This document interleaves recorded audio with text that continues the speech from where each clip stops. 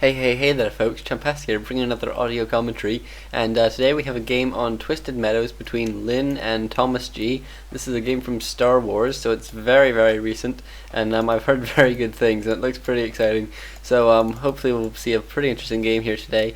It's going to be Elf versus Orc, obviously. I think it's pretty tricky for Elf on this map. They have a couple options. They can go for sort of a Demon Hunter Huntress push with Ancient Protectors. They have a couple options really, and actually Lynn going for an altar hero by the looks of things. Very innovative play by him here. We're gonna have to see how he's gonna do this, what hero he's gonna choose.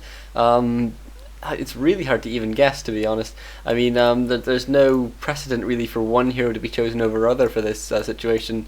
I suppose something like a Naga could be really nice once you had a couple grunts out, because you can get some pretty easy surrounds off, and then also you can get rid of lots of your mana, so Demon Hunter can't really affect you. Let's just take a look. ThomasG is going for Demon Hunter himself, so looks like ThomasG's going to be playing quite standard. We'll have to see how he decides to split, whether he goes for Hunter's Hall, whether he goes for Tech, and then a late Hunter's Hall for Bears, or goes for dots. Dots has actually become quite popular recently on Twisted Meadows. It used to not be, because there's all these open spaces.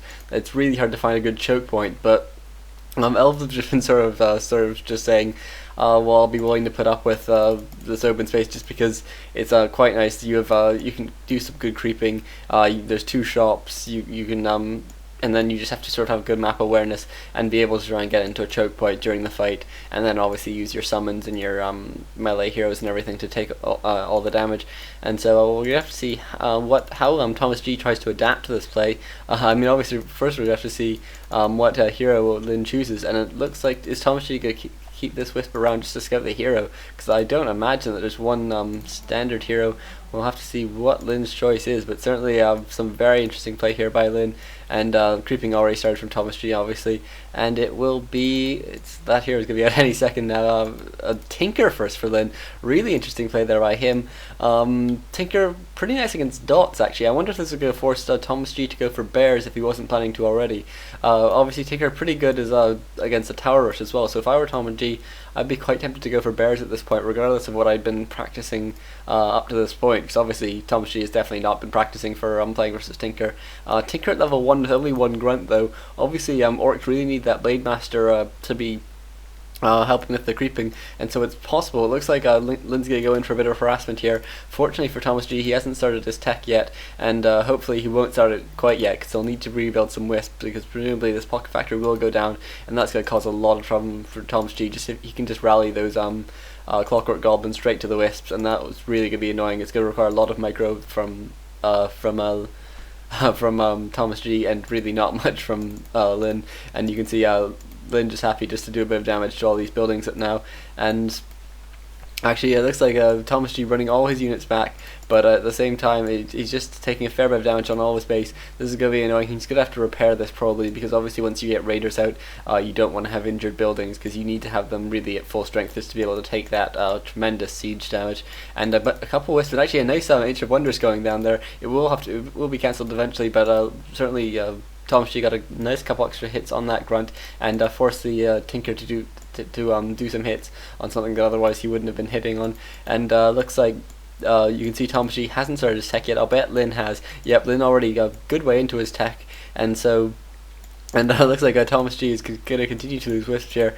You can see actually he's done a good job of cycling all of his wisps around. As soon as they take damage, just popping them straight back into that mine. Really nice play there by ThomasG, and I think it's just so hard to adapt to a strategy like this. But it looks like he's actually done a fair bit of damage to this Tinker, and I think this Tinker might have to get out of here, but maybe not before taking out at least one more wisp. Moondew is actually being used quite well there, and that Moonwolf coming out slightly too late to save that one wisp. But this Tinker is now taking a lot of damage. You will need to go back and salve up, and ThomasG unfortunately not using his wisp there to maybe get a block, and actually losing that wisp. So a bit of bad play there by ThomasG, but he has held off this push eventually. And looks like Lynn is has gotten pretty close to level 2 as well, so that's very nice for him. And ThomasG, actually when he rerouted his Ancient of War, you have to remember once you reroute to reset your rally point. That's something that I always forget, and I guess ThomasG's a bit too caught up there, and so lost a couple archers.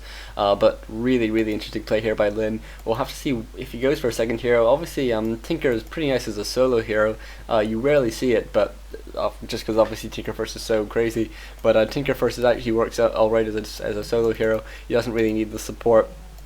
We'll have to see exactly what he wants to go for now, because I have no idea what his strategy is going to be here. He might go straight for a tier 3 tech for all I know, but looks like Lin taking a bit too much damage on those grunts, and this is one of the places where ThomasG knows he can really push, because he had to build all those extra archers, and so he does have a bit of an advantage here. He can force ThomasG to stay into his base, do a bit of damage to Lin's economy, take out some buildings maybe, but meanwhile it looks like Lin trying to move around here, trying to get a good flank. We'll probably put down a pocket factory quite early just so he doesn't get mana burnt away, and actually there's that mana burn there, but it looks like Lin more interested in trying to get this around. Hide being used, but just not in time, just slightly too late, that hide, and it looks like a speed troll will run out before his round gets off there, but ThomasG does actually change around the direction of his Doom Hunter, and because of the mobility of ThomasG, because Lin isn't in ThomasG's base, it means that Lin really hasn't been able to put down this pocket factory, and has been mana burned twice as a result, and he does just now have enough mana to do another pocket factory if he happens to run back to ThomasG's base, and ThomasG meanwhile putting up a second Ancient of War in his base, so clearly very worried about some harassment, and rightly so. Obviously the Ancient of Wars do a hell of a lot of damage to the pocket factory.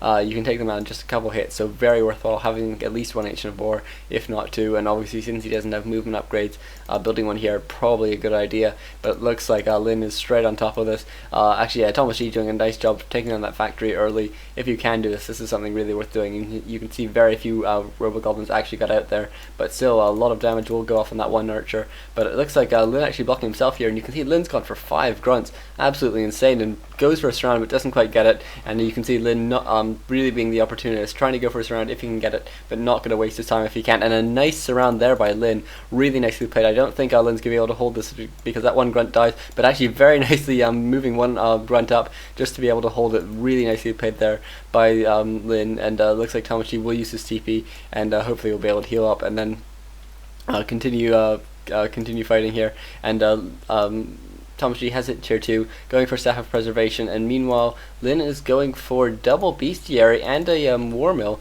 but not going for Wind Riders, which is a bit unusual, because generally when you see two Bestiaries and a War Mill, you see Wind Riders, but obviously against Demon Hunter Mass Archers that's not the best idea.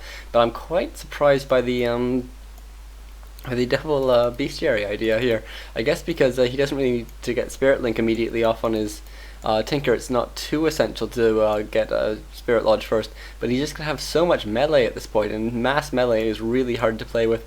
This first raider out now, and Snare will be finished any second now. Actually, it is finished already, and this Demon Hunter in a lot of trouble. Lin really doing very nicely here. You can see ThomasG knows that he's going to die here. He knows he has no way of saving himself, and so he's very willing to actually get a mana burn just for 20 mana off there on that Tinker, just because it's better than no mana burn really. But meanwhile, Panda picked up second now for ThomasG. That's actually quite a nice choice. Because it's he must know, just because of that early ensnare, that it is double Bestiary out for Lin, and so it's actually really nice there that he has this Panda, because level 2 Panda, which he will get off this camp, is just so powerful, because you can get haze and fire, and raiders do like to clump up a bit. And so that's a really nice thing to go for if you can get it. And it looks like actually a one mod golem being bought off for Lin here. And there's a giant bee in my room. Oh crap. I'll try not to be stung to death or anything. It looks like we are seeing dots. We didn't see a hunter's hall, and so it looks like we are seeing dots. Currently not enough lumber now for ThomasG. I guess he was just a bit starved by all that harassment early on by Lin. And there's the haze fire there, and you can really see the power of the Panda against this sort of thing. And actually ThomasG in a bit of trouble now that he's got a bad position, but certainly did a fair bit of damage while he could. And that Tinker now getting pretty close to level 3, and at level 3 a really nice hero to have on that Tinker, because you get that really awesome factory. You can really just plant it down next to moon walls and sort of do a hell of a lot of damage to them. And Clarity Potion being used on that Panda, but Ensnare being used to cancel that, the only ranged thing that Lin has at this point, being used to cancel that. But it looks like ThomasG already has enough for one haze fire, and you can see Lin's actually split up his army just so that he can't get hit by that. But I imagine he's going to go for it on these raiders, because that's really what you need to be worried about in this situation. And it looks like these these raiders will manage to take down that Ancient of Wonders, and there's the haze fire there, but it looks like meanwhile just all that ensnares, meaning that those pandas in a lot of trouble, being forced to use this greater invuln pot, which he did pick up at the Merc camp, and another Breath of Fire going off there, and actually almost has enough mana for one more, and at that point he might be able to chase these away, but he's just taken so much harassment. He is now tier 3, or will be any second now, and so that's going to be really nice if he can just hide in the back of his base, let his Tree of Eternity do huge amounts of damage to those raiders. That'd be really nice, but it looks like Lyn actually did get us around on that Demon Hunter, but was just doing damage so slowly that I think he decided it wasn't worth it. And it looks like ThomasG is sort of hiding next to his Tree of Eternity. That's really so useful. You can see just how much damage a Tree of Eternity does to a raider. It's just massive amounts. It's absolutely insane. And Lyn knows that he can't really fight this despite having sort of such a huge army. And we'll have to see. I imagine Lyn will go for a tech switch at some point and put up at least one Spirit Lodge, just because that is really quite necessary eventually, because you do want to Spirit Link your raiders if Spirit Linking your Tinker isn't hugely necessary.